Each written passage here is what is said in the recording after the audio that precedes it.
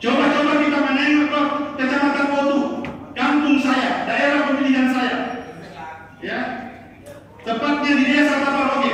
Meskipun saya tidak menang di sana, yang menang itu saudara koperasi di sana, ya, Bapak Dari, tapi saya berkewajiban untuk memperjuangkan Desa Tabaroge ini. Di mana ya, sudah memasuki tahun kedua, jembatan gantung Tabaroge yang menghubungkan satu dusun di desa itu hari ini semakin tergantung akibat diterjang banjir.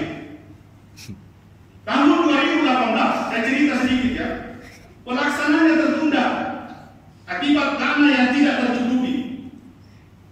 Kemudian tahun 2019 telah dianggarkan kembali, namun apalacur hingga saat ini belum dikerja. Entah apa masalahnya. Semua masyarakat di sana sudah terlihat, mata dan telinga sudah panas akibat bully kita di media sosial.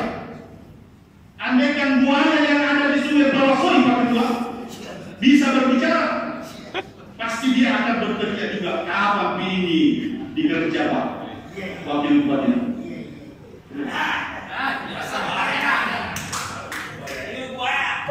Di Sungai Bawasoi itu banyak buaya. Meskipun juga katanya sudah banyak